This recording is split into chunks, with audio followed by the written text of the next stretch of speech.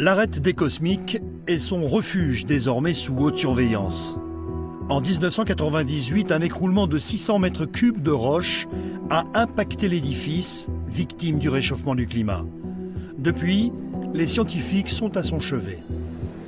Depuis 2009, on fait un suivi des instabilités en 3D avec un laser scanning. Et puis en 2016, nous avons réalisé de la géophysique pour visualiser le permafrost entre la face nord et la face sud.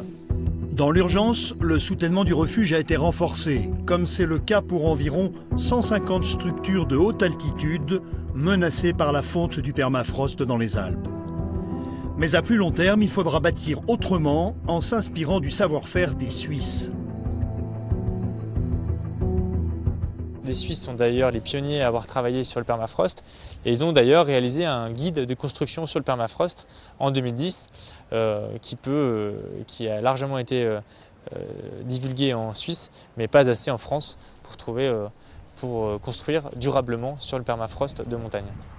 Dans ce bureau d'études en géotechnique, le problème est pris à bras-le-corps. On s'échine à trouver des solutions durables qui pourraient devenir la norme des futures constructions en altitude. Il existe différentes possibilités de construction. Ça peut être les constructions soit sur vide sanitaire pour créer un vent entre guillemets entre le bâtiment à construire et la couche active pour éviter d'avoir un impact du bâtiment sur cette couche active, ou alors de faire des pieux pour pouvoir fonder le bâtiment sur les couches profondes qui ne sont pas affectées par cette variation de permafrost, ou même de faire des pieux réfrigérés. Les solutions techniques existent, mais elles auront un certain coût pour que la sécurité de tous soit assurée. Au-delà de la France, c'est tout l'arc alpin qui doit faire face à cette montée brutale des températures qui fragilise nos montagnes. En termes de technicité et de dangerosité, il va falloir effectivement être un petit peu plus vigilant que dans les années 80 où tout était gelé sans aucun souci, avec de grosses couvertures de glace. Voilà, la haute montagne change, il faut s'adapter et il y a pour l'instant des modalités d'adaptation. On verra dans 50 ans si ce sera toujours la même chose.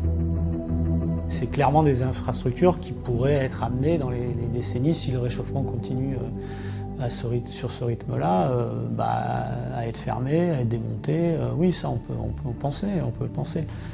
L'enjeu il est plutôt là sur la durée d'exploitation de certaines remontées mécaniques, de certains refuges.